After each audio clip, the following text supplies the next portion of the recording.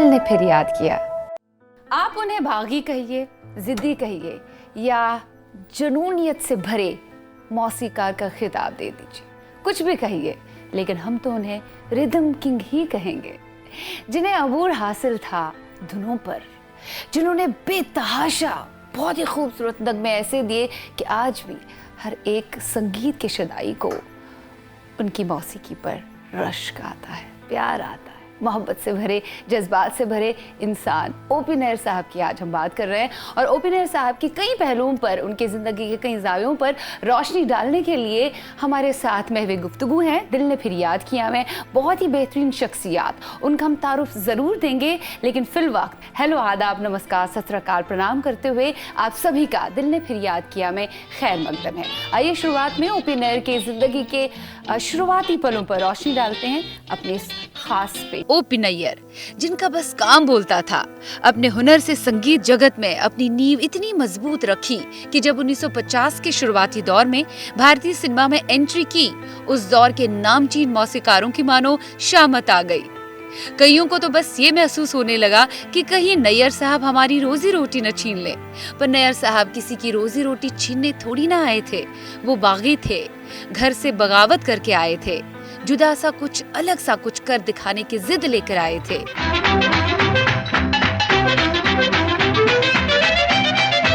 नया रिदम लाए थे, मौसीकी की कई नई इजादें लेकर आए थे, अलग अलग साजों का संगम लाए थे, जहां सारंगी और गिटार का मिलन था, फ्लूट और क्लैरिनेट की जुगलबंदी थी, स्टार और बोंगो की दोस्ती थी, अकॉर्डियन और वायलिन की मोहब्बत थी।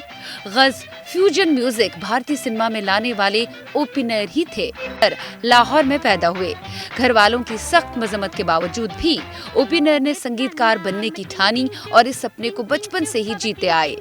ना ही किसी से सीखा, ना ही किसी को उस्ताद बनाया, संगीत उनके नस और रेडियो लाहौर में बच्चों के प्रोग्राम में गाना गाना शुरू किया। पढ़ाई की तरफ ध्यान नहीं दे पाते थे क्योंकि दिल और दिमाग में तर्जें चलती थी, रगों में मौसीकी दौड़ती थी। सोने पे सुहागा तो तब हुआ जब 17 साल की उम्र में एचएमवी के लिए कबीर वानी खुद ही कंपोज की और उस वक्त के संगीतकार धनी राम और इनायत हुसैन के लिए गाने गाने भी शुरू किए। साल था 1943 जब ओ.पी. नैयर ने एचएमवी के लिए कुछ गाने कंपोज किए जो कि सरोजनी मोहिनी ने लिखे थे, जो बाद में ओ.पी. नैयर की शरीक हयात भी बनी। खैर, नैयर साहब की इन तर्जों में एक धुन प्रीतम आन मिलो C.H. आत्मा ने जब गाई तो वो खूब मकबूल रही। बाद में गीता दत्त की आवाज में फिल्म मिस्टर एंड मिसेस 55 में भी इस तर्ज को ओ.पी. नैयर ने इस्तेमाल किया। खैर, एचएमवी के लिए जो तर्जें नैयर साहब ने दी वो बेहद कामयाब रही और ओ.पी. नैयर साहब को पहचान। और उस वक्त के मशहूर प्रोड्यूसर दलसुख यानी D.M. पंचोली ने उन्हें अपनी एक फिल्म के लिए मौसीकी तरतीब देने को कहा, लाहौर में ही।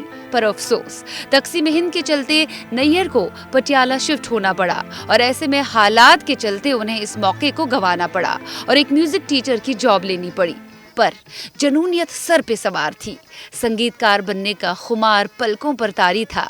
ऐसे में वक्त ने करवट ली और वो सब छोड़ छाड़ कर मुंबई रवाना हुए, हिंदी सिनेमा में अपना मुकाम हासिल करने के लिए, वो मुकाम जिसके लिए वो बने थे। मुंबई में शुरुआत में गीतकार प्रेम धवन ने रहने के लिए छत दी और एक पुराने दोस्त कृष्ण कुमार ने कारवां पिक्चर्स में 1949 की फिल्म कनीज में बैकग्राउंड स्कोर तैयार करने का काम दिया। फिल्म के गाने मास्टर गुलाम हैदर ने कंपोज किए थे, जो कि तकसीम हिंद के बाद पाकिस्तान में ही मुकीम रहे थे। कनीज फिल्म के बाकी गानों का संगीत हंसराज बहल ने दिया था और बैकग्राउंड स्कोर की जिम्मेदारी नैयर साहब को दी गई। नैयर साहब का बैकग्राउंड स्कोर कई लोगों को मुतासिर कर गया, जिनमें प्रोड्यूसर D.M. पंचोली भी थे, जो उस वक्त लाहौर से मुंबई आए थे। वैसे नैयर साहब की हुनर की पहचान उन्हें पहले से ही थी, पर काम करने का मौका नहीं मिल पाया था। उन्होंने नैयर साहब को बुलाकर बतौर independent music director Pancholi arts की 1952 की फिल्म आसमा दी, जिसमें नासिर खान और शामा जैसे अदाकार थे। आसमा फिल्म में ओ.पी. नैयर की तर्जों ने संगीत जगत में ओ.पी. नैयर साहब ने गीता दत्त से भी कई गाने गवाए और ऐसे में दोनों का राब्ता बैठा और गीता दत्त ने ही फिर ओ.पी. नैयर साहब को गुरु दत्त से इस जोड़ी की शुरुआत हुई थी और दोनों ने एक साथ कामयाबी की लंबी पारी फिर खेली थी। ओपी ने ना ही किसी के असिस्टेंट रहे, ना ही मौसीकी की कोई फॉर्मल ट्रेनिंग हासिल की, फिर भी इतने बड़े मौसीकार बने कि रिदम किंग का खिताब पाया। जुनूनियत और जिद इस संगीतकार की खूबी रही। जिद ऐसी कि अपनी पहली हिट फिल्म आसमां के हिट नगमों में एक ऐसा नगमा था, मोरी निंदिया चुराए गयो, जो फिल्म का सबसे बेहतरीन गाना था।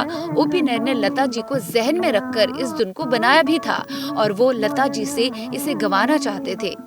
रखी गई चूंकि लता जी दूसरे म्यूजिक डायरेक्टर्स की रिकॉर्डिंग में कुछ मसरूफ रही, जिसके चलते वो रिहर्सल्स में आ न पाई। नैयर साहब को ये बात नागवार गुजरी और उन्होंने लता जी से कभी न काम करने का फैसला किया। इतिहास गवाह है कि बाद में लता जी ने विविध भारती के फौजी भाइयों के लाइव प्रोग्राम में भी गाया ताकि नैयर साहब से रिश्ता सही हो सके और वो लता जी को रिकॉर्डिंग में बुलाए, पर ओपी नैयर की जिद के सामने हार गई। ना ही ओपी नैयर ने उन्हें किसी रिकॉर्डिंग में बुलाया और तो और जब नैयर साहब को मध्य प्रदेश सरकार से लता मंगेशकर पुरस्कार मिला, उन्होंने वो लेने से भी इनकार किया। ऐसे में ओपी नैयर साहब वो वाहिद म्यूजिक डायरेक्टर रहे जिन्होंने बिना लता जी की आवाज को अपनी धुनों में इस्तेमाल करके शोहरत की बुलंदियां हासिल कर ली। अपने 50 साल के फिल्मी करियर में 73 फिल्मों से जायद फिल्में की और अमर होकर यादगार मौसीकार की फेहरिस्त में अपना नाम दर्ज। नैयर साहब जैसे जादुई मौसीकार बहुत कम नसीब हुए हैं हिंदुस्तानी सिनेमा को, और उन्होंने ऐसा जादू बर्पा किया अपनी धुनों से कि रिदम किंग का खिताब पाया। उन पर बात करने के लिए आइए जो इस वक्त हमारे साथ में गुफ्तगू है, वो है इंडस्ट्री की बहुत अजीम शख्सियात। एक तो हमारे साथ है दिलराज कौर। नमस्ते। नमस्ते, कैसे मैं अपने देखने वालों को नमस्कार कहती हूँ। दिलराज कौर किसी तारीफ की मोहताज नहीं है। इन्होंने ओपी नैयर साहब के साथ आखिरी अय्याम में बहुत काम किया और उनके ख़ास अजीज़ दोस्तों में से रहीं। ओपी नैयर साहब ने आपकी तारीफ में, आपकी आवाज़ की तारीफ में क्या कहा था वो हम आगे जानेंगे। फिल वक्त हम तारुफ देंगे अहमद वसी साहब का। अहमद वसी साहब से आप कई मरतबा मिल चुके हैं। हिंदुस्तानी सिनेमा के बहुत ही नामवर और नामचीन अदीब है ये, शायर है ये और नगमे निगार है ये। ओपी नैयर साहब के साथ हीरा मोती फिल्म आपने की और उनके साथ आप आखिरी अयाम में रहे। बिल्कुल, मैं तो इस बात का जिक्र भी करता हूँ, बहुत इस बात पे मुझे नाज भी है। हाँ। और उनकी शख्सियत का एक असर जो कहना चाहिए मेरे ऊपर इस लिहाज से भी है कि उन्होंने मुझे ब्रेक दिया फिल्मी दुनिया में। तो मैं अपने को जहाँ एक कैटेगरीज बनती हैं, कुछ ज़ुमरे होते हैं, कुछ दर्जात होते हैं, उनमें मैं अपने को एहसान फरामोश नहीं मानता हूँ। यस, बात आ गई एहसान फरामोशी की। आपके लिए कोई बहुत कुछ करता है लेकिन आप भूल जाते हैं। ये जी सबसे बड़ी, उसका बदला देते नहीं है आप, ना साथ देते हैं आप। हर एक साथ छोड़ के चला गया ओपी नैयर साहब का, लेकिन आपने साथ नहीं। वो ओपी नैयर साहब का वो दौर ऐसा था कि मुझे वो साकिब लखनवी का एक शेर बेइंतहा याद आता है। हाँ, उनके बारे में कि हालात ऐसे थे कि ये शेर उनके ऊपर पूरा यानी चस्पा होता है कि बागबा ने आग दी जब आशियाने को मेरे, बागबा ने आग दी जब आशियाने को मेरे, जिन पे तकिया था वही पत्ते हवा देने लगे। क्या बात है। तो वो दौर ऐसा ही था उनके लिए, वो दौर ऐसा ही था उनके लिए। और जब कोई शख्स एक आला मुकाम पे पहुंचता है, उसको समझ में नहीं आता है तब अपने कौन है पराए कौन है, बड़ा मुश्किल होता है। उसको सब अपने ही लगते हैं, पूरी दुनिया अपनी लगती है, क्योंकि मोहब्बत से बड़ा जो शख्स है जो दुनिया को सिर्फ मोहब्बत देता है, इतनी बेहतरीन दुनिया दी है, उन्हें भला कैसे मालूम पड़ेगा कोई उनके साथ दगाबाजी कर रहा है। आप जो एक बात कही, हाँ, उसके बारे में कुछ इस तरह से मैं अर्ज़ करना चाहूँगी। हाँ। कि हम कहते हैं ना कि जिस बर्तन में जो चीज़ है वही तो निकले ही।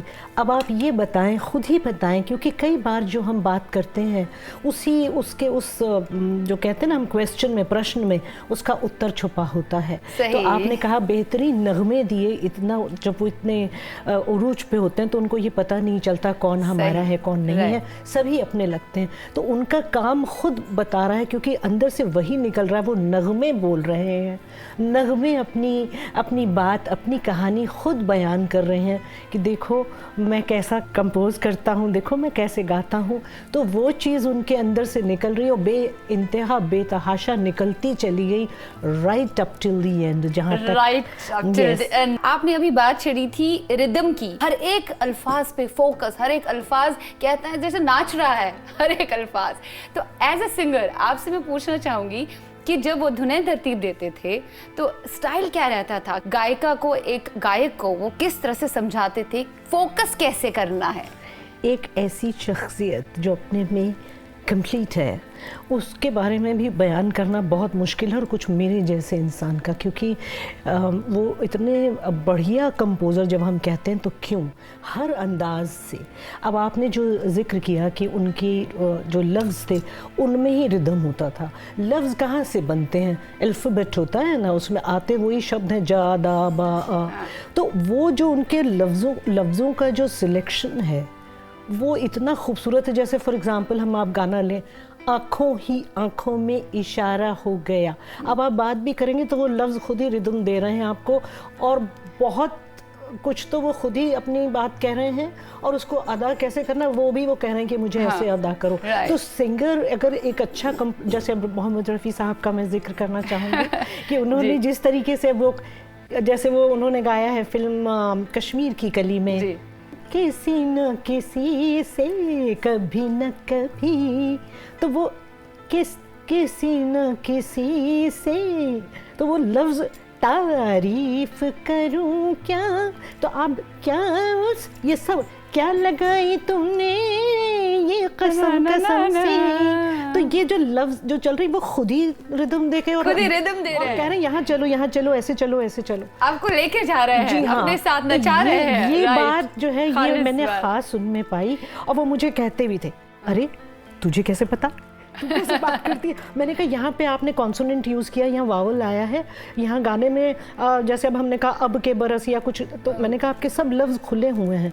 कहते हैं कमाल है, तू तो बड़ी अच्छी तरह से बात की, यहाँ तक कि देखिए आज मुझे थोड़ा सा अजीब लगता है कहने में, लेकिन उनके साथ जब मैं बात करती थी तो मैं ये सब बातों पे मेरा ध्यान जाता था, क्योंकि जब वो गाना जैसे उन्होंने मुझे दिया, वो एक ड्यूएट था रफ़ी साहब के साथ, होंठ हैं तेरे दो लाल हीरे, देखिए बा इन्हें खोलना तू धीरे धीरे ओ दिलबर जानिया, या अहमद वसी साहब ने एक बहुत खूबसूरत, मुझे मेरा सोलो गाना है जो आपने लिखा है, जी हाँ, हीरा मोती का गाना, तो लफ्ज़ों की जहाँ बात हम कर रहे हैं तो वहाँ वो कह रहे हैं जो शेर से स्टार्ट होता है, क्योंकि आपने पाया होगा कि नैयर साहब के बहुत से गानों में गाना जो है वो शेर से स्टार्ट होता है। जैसे इस हीरा मोती फिल्म में 2 गीत हैं जो कि शेर से स्टार्ट होते हैं, एक तो वह है मैं तुझको मौत दे दूँ या आज़ाद कर दूँ, तुझे नई जिंदगी दे दूं या बर्बाद कर दूं, एक ये है सोनू, और क्लाइमेक्स सॉन्ग है, क्लाइमेक्स सॉन्ग, जी हाँ, तो ये भी शुरू होता है, मुद्दई लाख बुरा चाहे तो क्या होता है, इस शेर से स्टार्ट होता है। और वो भी है वो सालगिरह का गाना, उसमें भी है, सजा है आज मेरा घर, कथा उसमें कथा है, जी हाँ,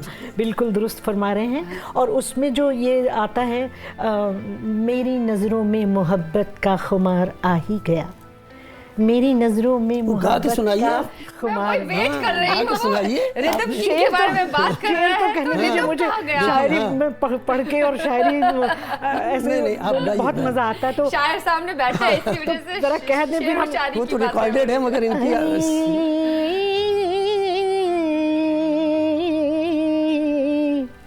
मेरी नजरों में मोहब्बत का खुमार आ ही गया, दिल को आना था किसी पर एक बार आ ही गया, प्यार ना करने की कसम खाई थी मैंने, मगर आज तुम जब सामने आए तो प्यार आ ही गया। Are you feeling that Asha ji भी सामने है और आप भी सामने, आई कांट डिफरेंशिएट। स्टाइल है ओपी नैयर की। जी बात ये है कि स्टाइल नैयर साहब दे रहे हैं ना, मैं दे रही हूँ ना। कंपोजर होता है जो स्पेशली फिल्म के गानों में ये काम सिचुएशन कहानी के हिसाब से लिरिक्स राइटर लिखता है और कंपोजर उसको कंपोज करता है, ट्यून देता है, तो ये उसका स्टाइल है, ये नैयर साहब का स्टाइल है। आप उनको सुने वाणी जयराम जी को, तो उनको भी उन्होंने ऐसे ही गवाया, पुष्पा पागधरे जी ने भी बहुत खूबसूरत गाया है और ऐसे ही शेर उन्होंने भी कथा भी पढ़ा है, गाया है। तो अगर आप सुने तो उन्होंने इसी अंदाज में गाया। बात छेड़ी थी रफ़ी साहब की, क्योंकि रफ़ी साहब के साथ भी शुरुआत में अगर बात करें तो ओपी नैयर साहब ने रफ़ी साहब, गीता दत्त, शमशाद बेगम सबसे गवाया। उसके बाद आशा जी उनकी लाइफ में आ गई, उनके करियर में आ गई, तो रफ़ी साहब भी थे, किशोर दा भी आ गए बाद में।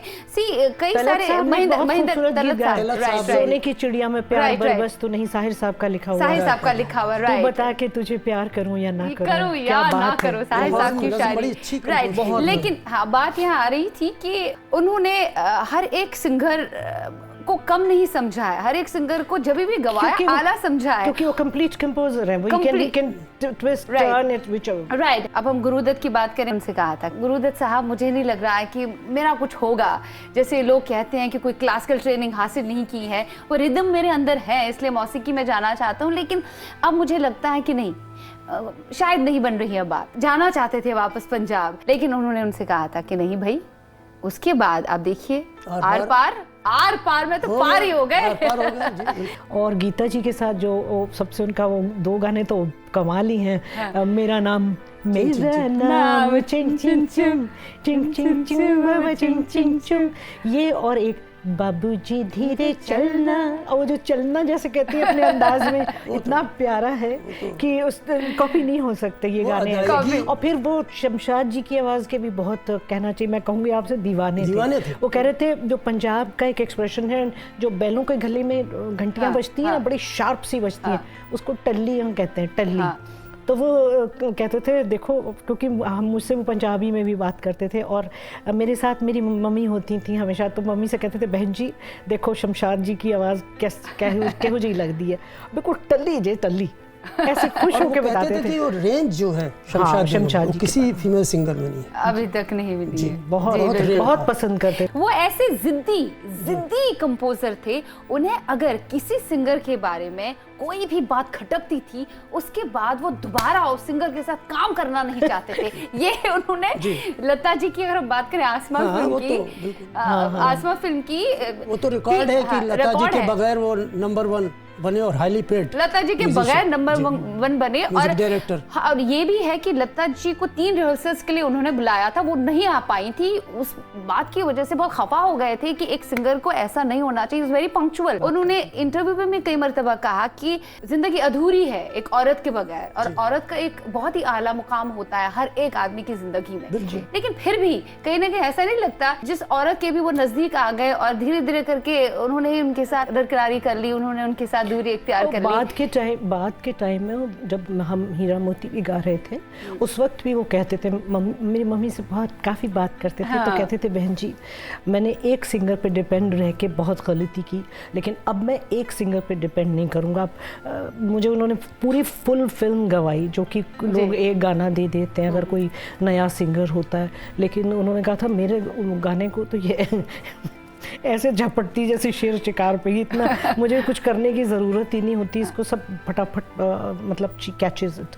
तो क्योंकि आप, पहली बात तो ये संगीत मेरे लिए मुझे बहुत पसंद है, मुझे अच्छा लगता है। कृष्णा कल्ली जी ने एक बहुत प्यारा गीत गाया उनके लिए, प्यार करते हो यार करके डरते हो यार, यार तुम भी कमाल करते हो, प्यार करते हो यार। तो अब ये उन्होंने गाया है। उसके बाद वाणी जयराम जी ने बहुत अच्छे अच्छे गीत गाए। उसके बाद उन्होंने, वो खुद बदलते गए, उन्होंने कहा मैं एक से नहीं गवाऊंगा। उन्होंने अच्छे अच्छे शायरों के साथ भी काम किया। शुरुआत में मजरूर साहब को नहीं बुला सकते, फिर साहिर साहब आ गए, और जितने भी बड़े बड़े धुरंधर रहे हैं उनके साथ, अहमद वसी साहब, यस आप भी है। आपकी पहली मुलाकात उनके साथ कैसी रही? कुछ पिक्चर्स भी हमारे पास हैं, आप देखेंगे और कुछ यादें ताज़ा अगर होती है तो वो आप हम तक पहुँचाएंगे। लेकिन उससे पहले हम लेंगे एक छोटा सा ब्रेक। तो हम मिलेंगे right after the short break. Stay tuned.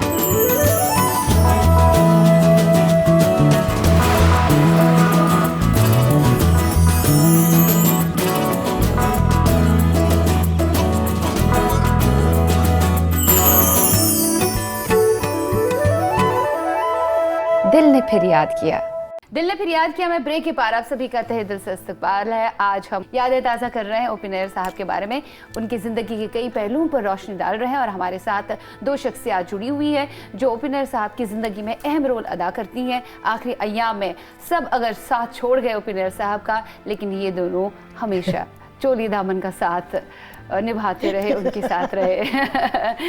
अच्छा, आप हंस रही है, इस हंसी के पीछे भी कई सारी बातें हैं छुपी हुई है, कुछ शरारती बातें भी छुपी हुई है। कोई शरारती बातें तो है ही नहीं जो शौक आखिरी हमें दुख है इस बात का कि मैं सोच रही हूँ वो कुछ बीच में थोड़े से बीमार भी थे, तो फ़ोन भी मेरे पास आया था। जिनके पास वो रहते थे वो लेडी कभी कभी जब मेरी फ़ोन से बात होती थी तो मैं उनको, क्योंकि वो गुरबानी एंड के डेज में वो मुझे कहने लगे बेटा आओ ना, तो मैं उनको अंकल कहती थी। कहते हैं देख तेरा अंकल है, अभी उसकी थोड़ी सी तबीयत ज़रा, खुद होम्योपैथ भी थे वो, तो दवा तो होम्योपैथी वो लेते थे।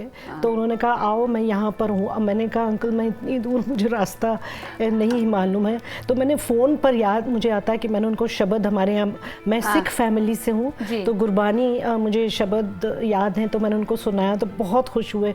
तो और वो उस लड़की का नाम था राजू, तो वो कहते थे राजू राजू देख कैसे गाती है, और बहुत खुश हो, बहुत जब मैं गाती थी बहुत खुश होके बहुत आशीर्वाद देते थे, बहुत आशीर्वाद देते थे। और उनका आशीर्वाद बहुत अच्छा रहा आपकी लाइफ में। मेजॉरिटी गाने राइट उनके साथ। अभी अहमद वसी साहब पे थोड़ा आते हैं, फिर आप पे आ जाते हैं। अहमद वसी साहब, रफ़ी साहब की बात हो रही थी। सबसे पहले आपकी पहली मुलाकात ओ.पी. नैयर साहब के साथ, और उसके बाद रफ़ी साहब के साथ उनकी दोस्ती बहुत अच्छी रही, गहरी रही। रफ़ी साहब से बहुत अच्छे नगमे गवाए, लेकिन उसके बाद बीच में ऐसा क्या हुआ कि दोनों के दरमियान इख्तिलाफात हुए? क्या उसकी यही वजह थी कि वो रफ़ी साहब बहुत पंक्चुअल थे, वो भी लेट आए थे सेट पे? सही वजह, असल वजह क्या है वो आप कहेंगे? पहली बात तो नैयर साहब से मुलाकात की आपने पूछा है। मैं रेडियो पे था विविध भारती में, और मैं नैयर साहब का फ़ैन हमेशा से रहा हूँ, उनके गाने, उनकी फिल्में, और मुझे ख़ास तौर से नया दौर फिल्म के का मैं बड़ा दीवाना रहा हूँ। और वो सब, और वो मेरे 3 फेवरेट्स उसमें थे, दिलीप कुमार साहब, साहिर साहब और ओ.पी. नैयर साहब। उसी में मैंने पिछले इंटरव्यू में आपके कहा भी था कि मैं नया दौर देख रहा था, तो मैंने कहा था कि स्क्रीन पे जब साहिर साहब का नाम आया तो मैंने कहा एक दिन मेरा भी नाम आएगा, एक दिन मेरा भी नाम आएगा। सही। तो हाँ, तो मेरे यहाँ एक अनाउंसर थे मेरे सीनियर, शील वर्मा साहब, तो उनकी उनसे अच्छी वो थी नैयर साहब से, और आशा जी ने उनको भाई बनाया था, राखी बांधती थी उनको। तो ऐसे जिक्र चला, कहने लगे चलो तुमको नैयर साहब से मिला। मतलब 2 साल लग गए रेडियो में मुझे काम करते हुए, तब ये मौका आया कि मैं नैयर साहब से मिला। और मैं मिलना चाहता था, मेरी बड़ी वो थी कि मैं इश्तियाक था मिलने का उनसे। तो मीरा मार पे उनका सिटिंग रूम था, वहीं रिहर्सल करते थे वहीं, और घर उनका ए रोड पे, चर्च गेट पे वहाँ था। तो मीरा मार पे मुझे वो पहली बार वो लेके गए। तो ये तो नैयर साहब से मुलाकात थी मेरी। अच्छा, मेरा क्या था, मैंने बताया भी था आपको कि मेरी चीज़ें छपती थी यहाँ से पाकिस्तान तक उर्दू रसाल में, और वो उर्दू के आदमी थे, उर्दू अदब के साथ राइट बहुत गहरा लगाव था, हाईली एजुकेटेड। एक शेर तो वो बहुत पढ़ते थे और आखिर वक्त तक पढ़ते थे कि आपका लिखा हुआ शेर? नहीं, मेरा नहीं है। वो मुझसे पूछते थे कि ये शेर किसका है, तो उसका राज नहीं खुला? हाँ, वो राज नहीं खुला मुझे भी, मैंने भी बहुत ढूंढा। कहीं ना कहीं शायद ओ.पी. नैयर साहब ने ही लिखा होगा। नहीं, उनका नहीं था। शेर तो सुनाइए। हाँ, उनके उस्ताद थे ताजवर अजीमाबादी, तो वो ये पूछते थे कि क्या ये ताजवर अजीमाबादी का तो शेर नहीं? मैंने कहा मेरी नज़र से तो नहीं गुजरा है। असीर जिस्म हुआ हूँ, खताए ना मालूम, असीर जिस्म हुआ हूँ, खताए ना मालूम, ये किस गुनाह की पादाश है खुदा मालूम। पादाश मतलब सजा, किस गुनाह की सजा मिल रही है, मुझे खुद भी गुनाह पता नहीं है। आखिर वक्त तक वो ये पढ़ते थे। मतलब उनके अंदर एक इतना एहसास था, एक शिद्दत थी एहसास की, जी जी जी, कि जो ये शेर से यानी अपने को लाजिम व मलजूम थे, वो शेर और वो खुद उनकी शख्सियत। कहीं लग रहा है कि उनकी जिंदगी में जो हो रहा था वो पूरा इसी शेर में छुपा हुआ था। उनकी पूरी शख्सियत सिमटी हुई है। गानों में भी है, कहीं कहीं रिफ्लेक्ट होता है, आप ध्यान से देखें। मेरी नजरों की तरफ देख, जमाने पे न जा। तो वो फिर ये हुआ। अब रफ़ी साहब का सुन लीजिए कि रफ़ी साहब का ये हुआ था कि वो कहीं रिकॉर्डिंग कर रहे थे, ये रिकॉर्डिंग पे इंतज़ार कर रहे थे, रिकॉर्डिंग साजिंदे बैठे हैं और सब तैयार हैं, और रफ़ी साहब के आने में वहाँ पूरी नहीं हो रही थी रिकॉर्डिंग, इसलिए नहीं आया। और इन्होंने कहा कि रफ़ी साहब क्या है, तो उन्होंने बताया कि म्यूज़िक डायरेक्टर का नाम लिया कि वहाँ गा रहा हूँ, तो उन्होंने कहा वहीं गाइए आप। हम ये कह सकते हैं वो इतने इन्वॉल्व थे अपने म्यूजिक को लेकर, अपने I फन think को, so. हुनर को लेकर, जी जी। और एक्सपेक्टेशन। अच्छा कह रही हैं, बहुत खूबसूरत कहा। ये वो मोहम्मद रफ़ी साहब हैं। और ये मोहम्मद रफी साहब जो हमेशा पंक्चुअल रहते थे, उन्हें कि जो उनकी सजा मिल गई। रफ़ी साहब के इतने फेवरेट थे कि आपको पता होगा, इंडस्ट्री में बात आम है कि जब दो उस्ताद फिल्म साइन की उन्होंने, तो राज कपूर साहब उनके, ठीक है, और राज साहब इतने बड़े म्यूजिक के जानकार थे, सब कुछ था, उन्होंने कहलाया कि मेरे घोस्ट वॉइस मुकेश जी हैं, उनसे गाने गवाए जाए। तो उन्होंने कहला दिया कि मेरी स्टाइल पे मोहम्मद रफ़ी फिट होते हैं। मतलब ये रफ़ी साहब की इज्जत हो।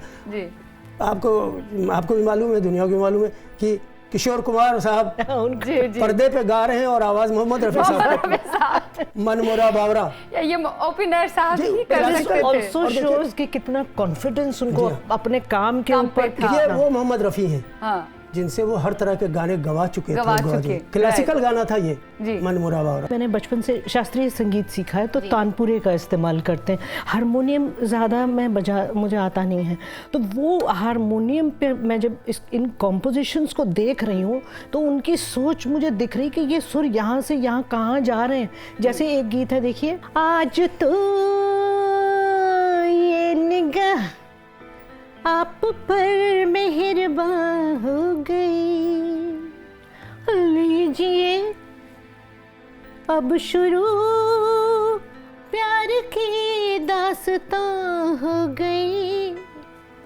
आपकी आँख उठी और हम हंस के पास आ गए, क्या करें जाने मन, आप ही हमसे शर्मा गए।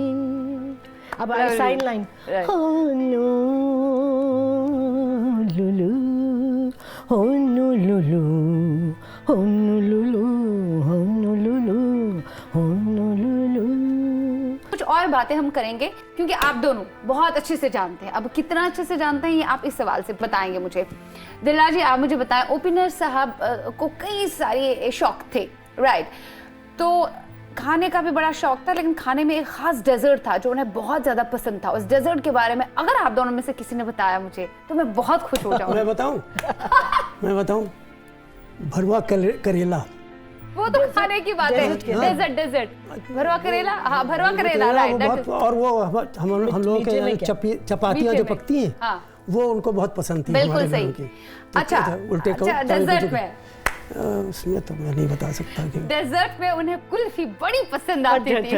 हाँ, मैंने उनके साथ खाना बहुत खाया है। आइसक्रीम भी वो बहुत खाते थे। हाँ, और आइसक्रीम के बहुत नाम उनको याद थे जो मैंने कभी सुने नहीं। वो हमेशा मुझे, मैं ताज में भी गया, गेलार्ड में भी गया, और इतने होटल से वो मुझे अपने साथ ले गए और उन्होंने ऑर्डर दिया और मुझसे कहा ये मैंने कहा मुझे ये मालूम ही नहीं, कैसे आप जो चाहिए मंगा लीजिए।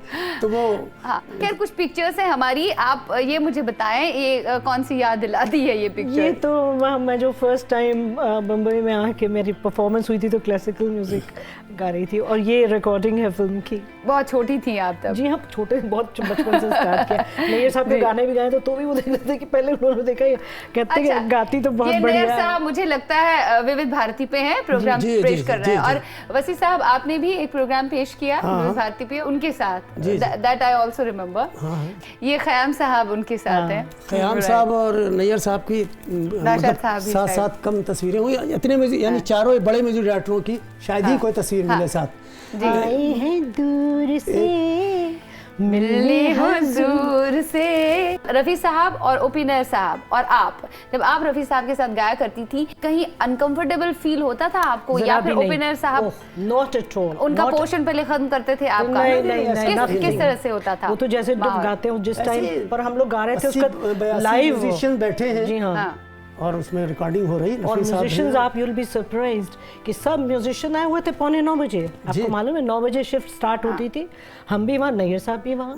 मुझे भी आदत है बहुत पंक्चुअल रहने की। जिक्र करना चाहूँगा, जरूर करिए, कि वो दौर जब हीरा मोती बन रही थी, साथ में खून का बदला खून की भी रिकॉर्डिंग हो रही थी, नैयर साहब के ऊपर बड़ा जहनी तनाव था। अब वो आखिरी आयाम की बात करें, क्योंकि वो अपनी फैमिली से थोड़ा दूर हो चुके थे। फैमिली के अलावा भी वजह ये थी कि रिकॉर्डिंग के लिए उनको स्टूडियोज नहीं दिए जा रहे थे। ऐसा क्यों हुआ था? ये हुआ था, वहाँ ये कहलवाया गया कि यहाँ अगर ओपी नैयर की रिकॉर्डिंग हुई तो मेरी रिकॉर्डिंग नहीं होगी। अच्छा, ओह, इतना तक हुआ है, इतना तक हुआ है। और ये गवाह है कि 5 गाने एक साथ हम लोगों ने रिकॉर्ड किए थे, वन आफ्टर द अदर। और रफ़ी साहब, मन्ना दा, दिलराज कौर जी और क्लैपर्स, कव्वाली थी, भजन था उसमें, कोरस, महफिल की महफिल में दीवाने सब वक्त पे आते थे। कारपेट बिछा दिया जाता था। जी हाँ, जी हाँ। नैयर साहब हारमोनियम लेके बैठते थे और सब रिहर्सल करते थे, और स्टूडियो नहीं था। मैंने 5 गाने लिखवाए मुझसे, उन्होंने म्यूजिक तैयार हुआ, लेकिन कोई स्टूडियो नहीं दे रहा था। वही लोग जहाँ वो कई रिकॉर्डिंग कर चुके थे, बहुतों को कितना दे चुके थे, और वो तो ऐसे आदमी थे कि किसी ने अच्छा पीस बजाया, बेटा इधर आ, 100 रुपए का लो, जेब में पैसे निकाल के देते थे, हमने देखा। ऐसे आदमी थे वो। और एक बार आपको याद होगा, मेरे सामने की बात नहीं, लेकिन मैंने सुन रखा है कि राडो घड़ी एक ज़माने में बड़ी कही जाती थी, बड़ी कीमती होती थी। नैयर साहब बांध के आए, किसी म्यूजिशियन ने कहा नैयर साहब ये बड़ी अच्छी लग रही, उतार के दे दिया, लो बेटा। बहुत दिलदार थे, बहुत दिलदार, बहुत ज्यादा। और इसी दिलदारी में शायद कहीं ना कहीं खो गए, उनको समझ में नहीं आया किस पे भरोसा तो फिर करें, किस पे नहीं। रिकॉर्डिंग जब नहीं मिली, कहीं स्टूडियो नहीं मिल रहे थे रिकॉर्डिंग के, तो महबूब स्टूडियो का जो रॉबिन चटर्जी, मैं उसके जज्बे को सलाम करता हूँ। दादा ने इतनी जुर्रत उस आदमी में थी, इतनी हिम्मत थी।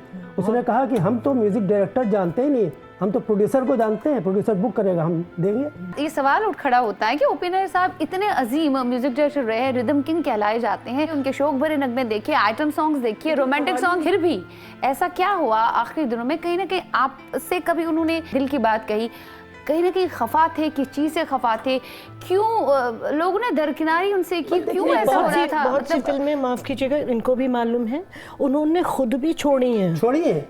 ऐसा नहीं है, इस दौर में भी उनको, ऐसे कंपोजर को कभी कोई भूल नहीं पाएगा आने वाले जमाने तक। मैं बताता हूँ, हिस्ट्री क्रिएट कर। प्रकाश मेहरा ने उनसे पूछा था कि अमिताभ बच्चन के लिए आपको मौसीकी तरतीब देनी है, कितना लीजिएगा? तो उन्होंने कहा ओपी नैयर साहब का संगीत आपको मिल रहा है, अमिताभ बच्चन के लिए दे रहे हैं वो, तो कितना दीजिएगा? ऐसे कुछ हुआ था। ऐसा कुछ हुआ था। उसके बाद उन्होंने ताजमहल में मीटिंग हुई थी, ताजमहल उसके बाद छोड़ दिया था उन्होंने। तो ऐसे कई, और अपने फन पे उनको इतना नाज था। और बताऊं, फिल्म दास्तान दिलीप कुमार साहब की, बी आर चोपड़ा साहब की, चोपड़ा साहब ने फोन किया जी कि मैं चाहता हूं नया दौर की टीम रिपीट हो, हीरोइन दूसरी, तो बात हो। नैयर साहब गए, साहिर साहब से उनकी नहीं बनती थी। साहिर साहब, अच्छा, कभी पूछा इख्तिलाफात क्या थे? इख्तिलाफात की वजह मैंने कभी पूछी नहीं, लेकिन मेरा अंदाज़ा ये है कि साहिर साहब जो थे वो खुद पहले लिख के देना चाहते थे और बाद में धुन बने, जबकि नैयर साहब धुन पे भी लिखवाते थे, वैसे भी बनाते थे। मेरे दोनों तरह से मैंने काम किया उनके साथ, मैंने धुन पे भी लिखा उनके साथ, और मेरे लिखा हुआ ये मेरी नज़रों में मोहब्बत का ये मैंने लिख के दिया था उनको, उन्होंने धुन बनाई।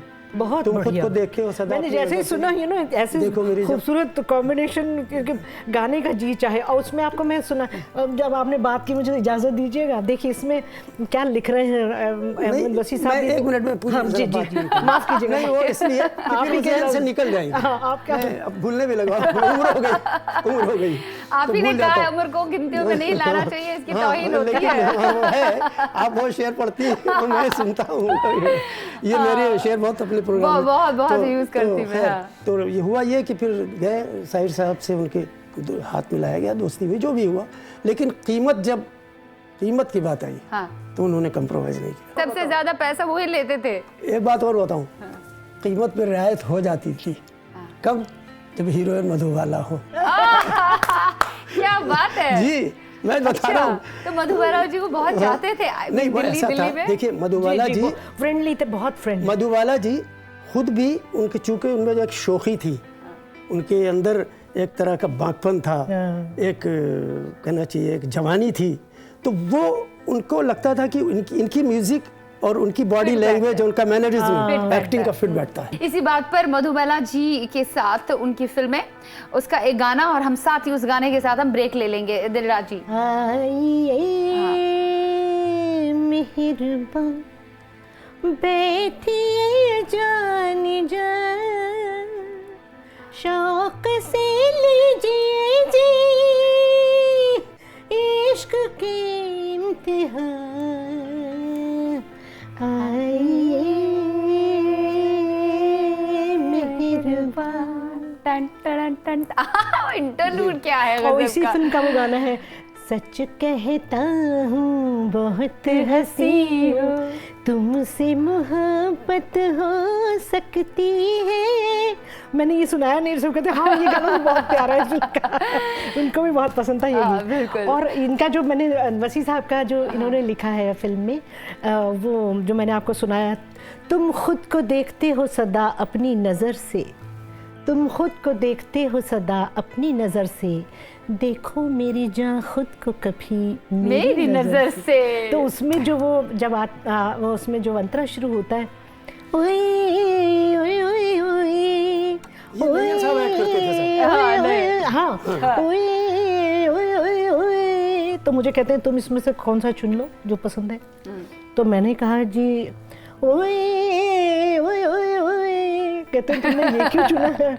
मैंने कहा आई सी द स्क्रीन, उसपे जो एक्टर या एक्ट्रेस है उसको कितना स्कोप हम दे सकते। फिलहाल वक्त हुआ चाहते हैं एक छोटे से ब्रेक का। हम मिलेंगे दिल ने फिर याद किया में एक छोटे से ब्रेक के पार। आज हम याद कर रहे हैं ओ.पी. नैयर साहब को, उनके बेहतरीन नगमे आप तक पहुंचा रहे हैं, साथ ही साथ उनकी जिंदगी पर भी रोशनी डाल रहे हैं, उनके जिंदगी के कई जावियों को भी आप तक पहुंचा रहे हैं। लेते हैं छोटा सा ब्रेक, मिलते हैं right after the short break. Stay tuned.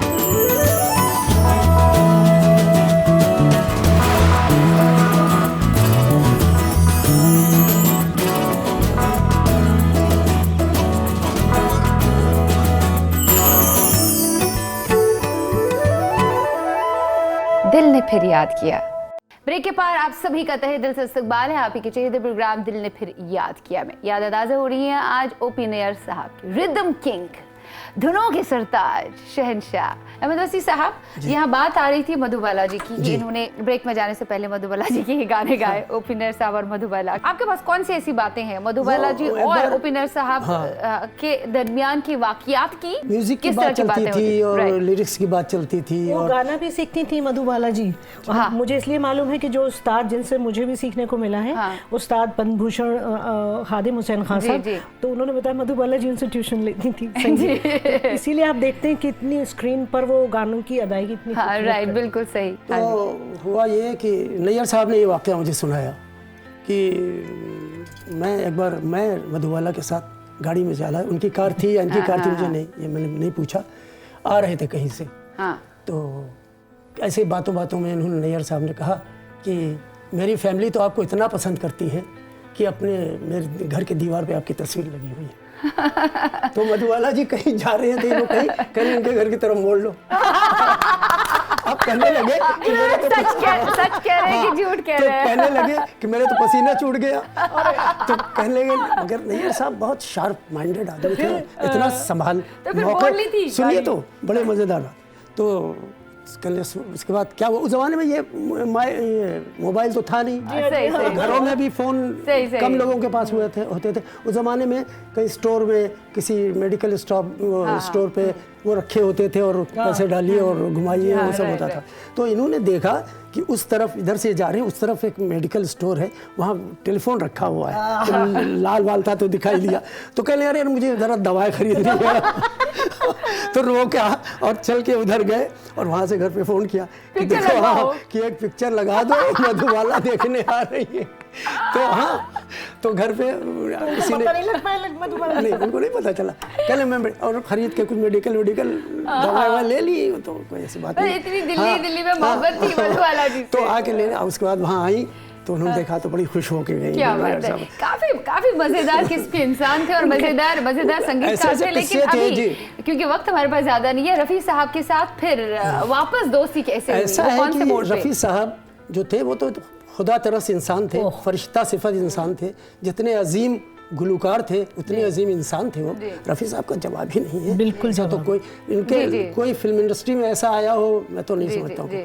तो क्या था कि वो हर ईद पे अपने सारे सर्किल को समैया भेजा करते थे। रफी साहब तो के दिल में कुछ नहीं था, लेकिन इधर नैयर साहब जरा थे, तो उन्होंने भिजवाया तो ये उस वक्त मौजूद नहीं थे अपने अपार्टमेंट पे, जो म्यूजिक रूम पे। इनका जो लड़का जो काम देखता था उसका नाम था फिलिप्स। काम देख, तो फिलिप्स ने लेके रख लिया, हर साल रखता था, ले लिया। ये जब आए तो कहले क्या है, कहले रफ़ी साहब यहाँ से वहीं आए, कहले जाओ वापस करके आओ। तो उसको नोट पैसे निकाल के दिए, जाओ टैक्सी से जाओ बांद्रा। अब वो रहते थे बांद्रा में रफ़ी साहब, ये वार्डन रोड इधर।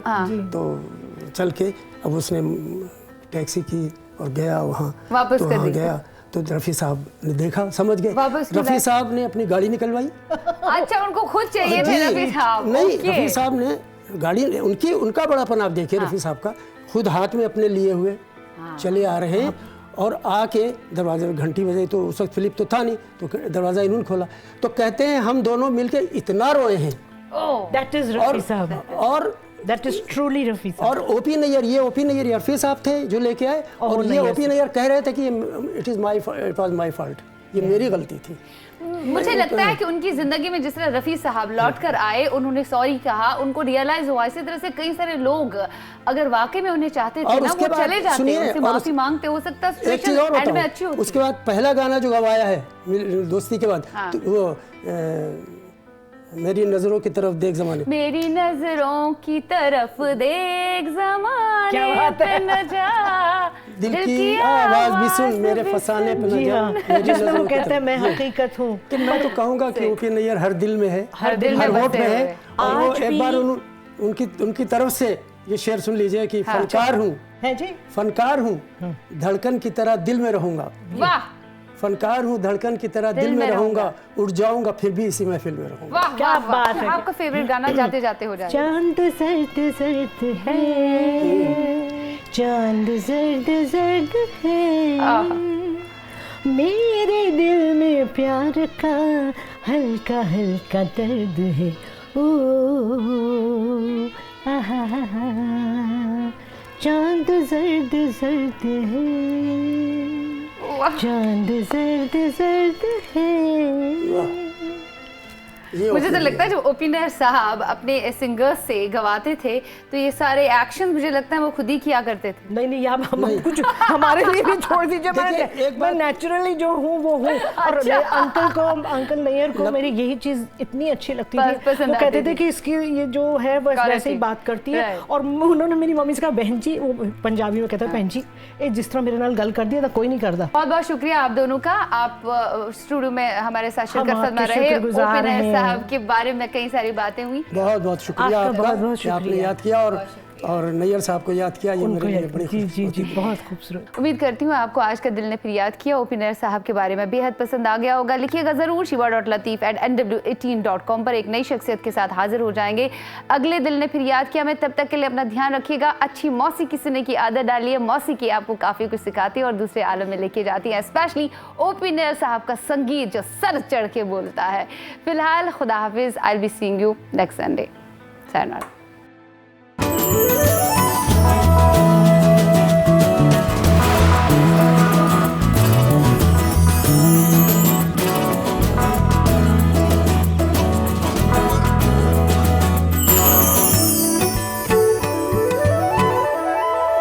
दिल ने फिर याद किया।